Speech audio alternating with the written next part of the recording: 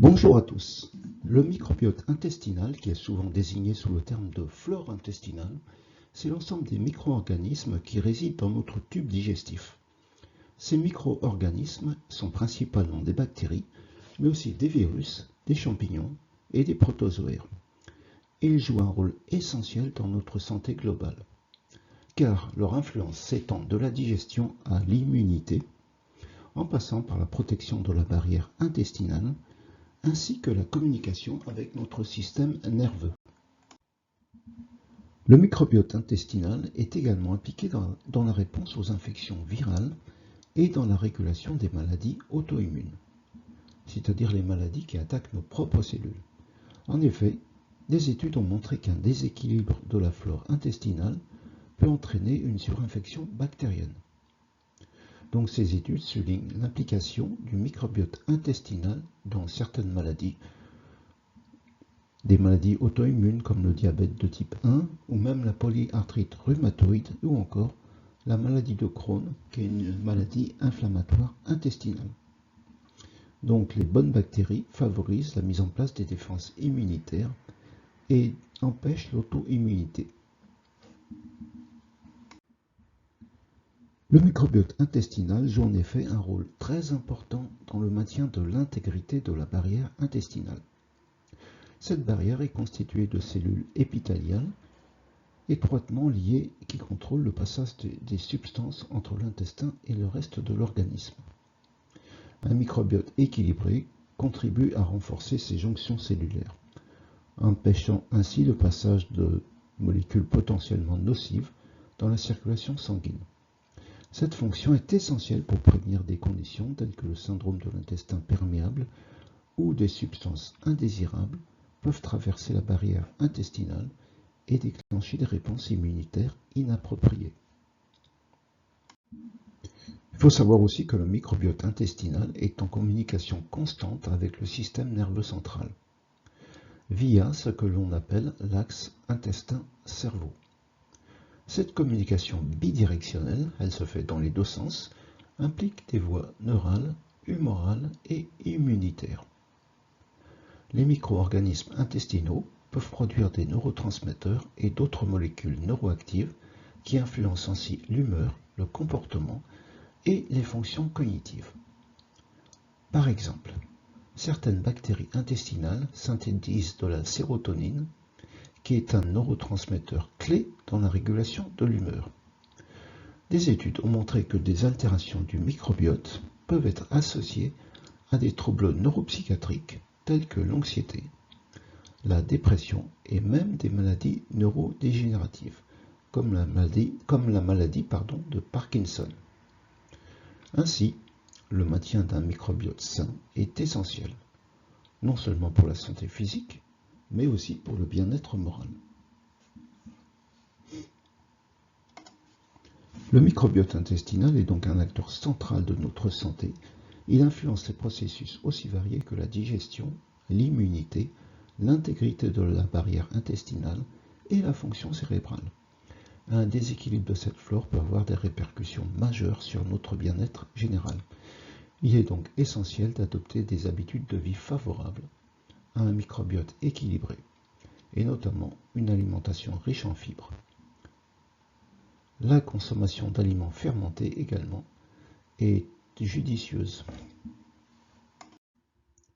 Alors maintenant la question bien sûr c'est comment rééquilibrer naturellement son microbiote intestinal. C'est essentiel pour maintenir une bonne santé digestive et générale. Le microbiote, donc cet ensemble de micro-organismes résidant dans nos intestins, joue un rôle très important dans la digestion, l'immunité et même la régulation de l'humeur, on vient de le voir. Donc un déséquilibre ou une dysbiose peut entraîner divers troubles tels que des ballonnements, des troubles du transit ou une baisse de l'immunité. Plusieurs approches naturelles permettent de restaurer et de maintenir l'équilibre de cette flore intestinale. Comment s'y prendre? Premièrement, on vient de le voir, il faut adopter une alimentation riche en fibres. Les fibres alimentaires servent de nourriture aux bactéries bénéfiques de notre intestin. En consommant des aliments riches en fibres, on favorise la croissance de ces micro-organismes bénéfiques. Les sources de ces fibres comprennent notamment des fruits et des légumes verts, les fruits rouges, les pommes, les poires sont particulièrement recommandés. Les légumineuses telles que lentilles, pois chiches, haricots secs. Des céréales complètes telles que l'avoine, le quinoa, le riz brun. Pas le riz blanc, plutôt le riz brun. Il est conseillé d'intégrer progressivement ces aliments dans son alimentation pour éviter des conforts digestifs, si jusqu'à là vous n'étiez pas habitué bien sûr. Une alimentation variée et équilibrée contribue à une flore intestinale diversifiée et résiliente.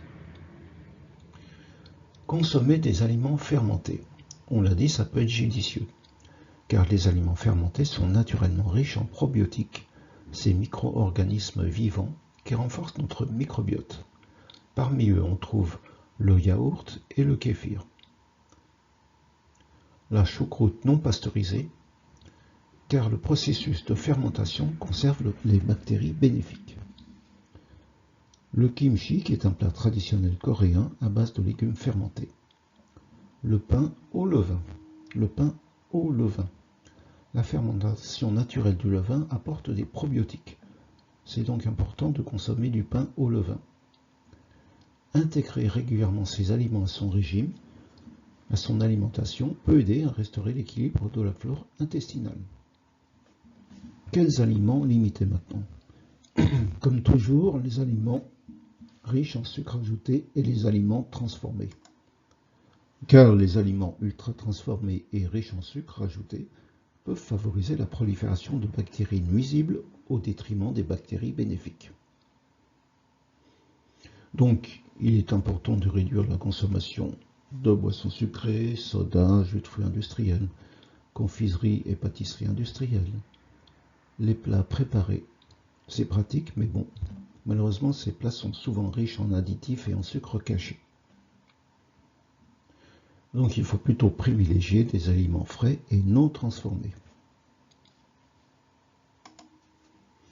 Bien gérer son stress, car le stress chronique peut perturber l'équilibre du microbiote intestinal.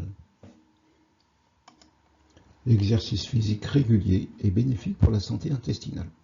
Il favorise le transit et peut contribuer à une diversification du microbiote.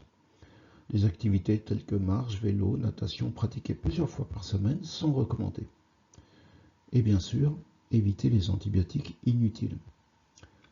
Les antibiotiques peuvent être nécessaires dans certaines situations, mais il faut savoir que les antibiotiques altèrent la composition du microbiote, en éliminant non seulement les bactéries pathogènes, mais aussi les bactéries bénéfiques.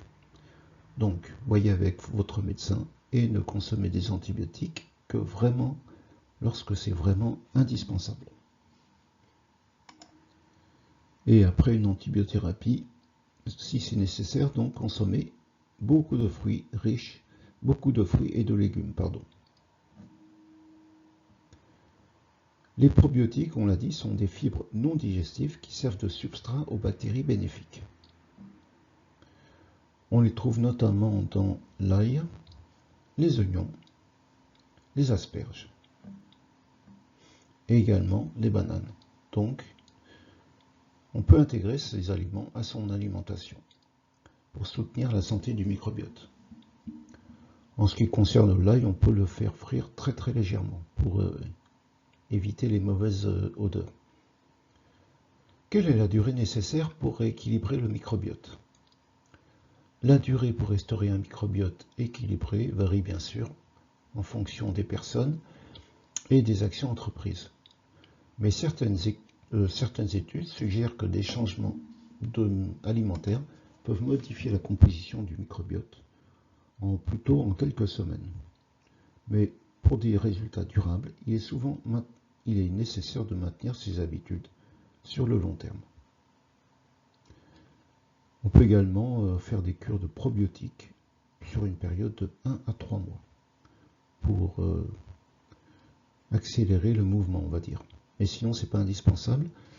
On peut, si on se met à avoir des bonnes habitudes alimentaires, en quelques mois, le microbiote peut nettement s'améliorer et il faudra le garder jusqu'au restant de ses jours.